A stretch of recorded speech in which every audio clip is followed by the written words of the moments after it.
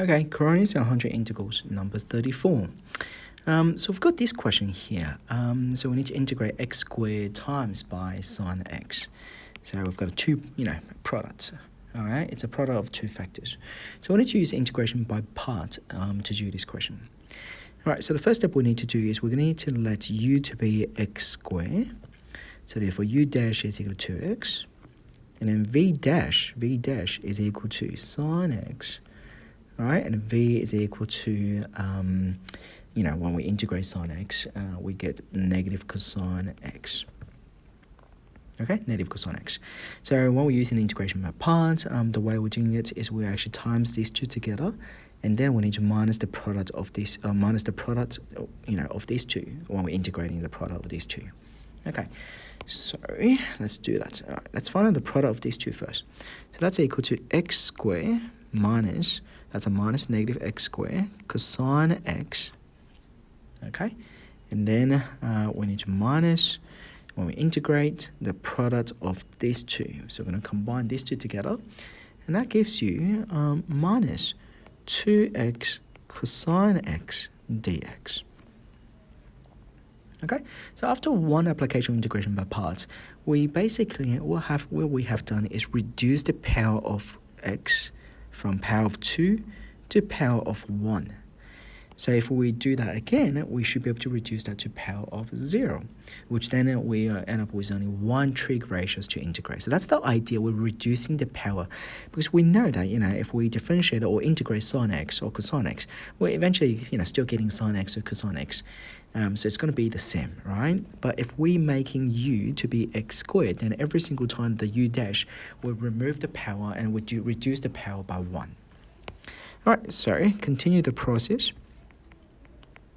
Double negative becomes plus. We can put a 2 outside. That's x cosine x dx. All right, so from here we can, apply the integration by part again. We're letting u to be x.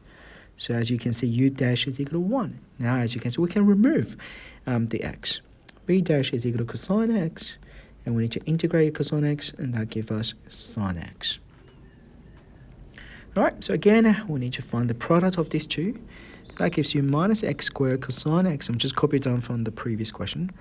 Plus 2. Now put a bracket. It is going to be quite a few things inside, so make sure you put a bracket. Now the product of these two is x sine x. So that will be x sine x minus the product of these two. Okay? So minus integrate 1 times by sine x, which is equal to sine x dx. Okay, so that's what I mean. As you can see, previously, in the previous question, we have x to the power of 2. After one application of integration by part, it's x to the power of 1. After another application of integration by part, you end up with just x to the power of 0, so x disappeared. All right, so now we should be able to integrate this one without any problem. So that gives us negative x squared cosine x plus 2 brackets x sine x minus, when we integrate sine x, we end up with, pretty sure it's equal to minus cosine x, okay, and plus c. All right, so after removing the brackets, we end up with negative x squared cosine x plus 2x sine x plus 2 cosine x plus c. That is the answer to the question. Okay, all right, so definitely say practice the integration by parts. What the formula I'm using is just here. I'm just going to put a formula here, just in case of student asking about what formula are you using. I use the integration by part formula, so it's like f integrate u v dash dx. For example, that's the formula here.